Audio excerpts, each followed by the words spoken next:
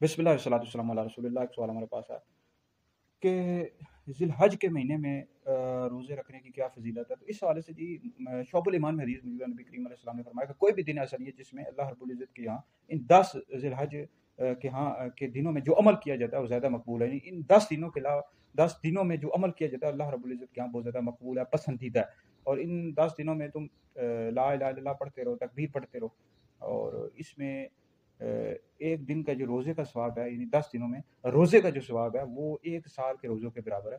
और फिर फरमाया कि इसमें 7 नेकियों का जो सवाब है 700 गुना तक बढ़ा दिया जाता है। मुस्लिम शरीफ में हदीस मौजूद है कि मुझे अल्लाह रब्बुल इज़्ज़त से उम्मीद है कि यौम अरफ़ा का रोज़ा वो 1 साल पिछले और 1 साल अगले गुनाहों का कफ़ारा है। तो इन 10 दिनों में रोज़ा रखने की इतनी ज़्यादा फ़ज़ीलत है, हो सके तो रोज़े रखने चाहिए। तो याद रखें कि जो साल में 5 दिन ऐसे होते हैं जिसमें रोज़ा रखना मकरूह तहरीमी या नाजायज़ है। एक ईद उल फ़ित्र का दिन है, और फिर ईद उल अज़हा यानी 10 ज़िलहज का दिन, जिस दिन ईद उल अज़हा होती है यानी कुर्बानी का दिन, फिर 11, 12, 13 यानी ये 5 दिन बन गए। ईद उल फ़ित्र का दिन, 10 ज़िलहज, 11, 12, 13। तो ये 5 दिनों में रोज़ा रखना है मकरूह तहरीमी नाजायज़ नहीं। ईद के दिनों में आप रोज़ा नहीं रख सकते, ठीक है जी। तो बाकी आप 9 ज़िलहज तक रोज़ा रखें या उसके बाद ईद गुज़र जाए उसके बाद भी रोज़े रखें तो बहुत ज़्यादा फ़ज़ीलत है, ठीक है जी। ये वीडियो सुनकर दीगर लोगों तक भी पहुँचाएँ, ये आप लोगों के लिए बहुत बड़ा सदका जारी है।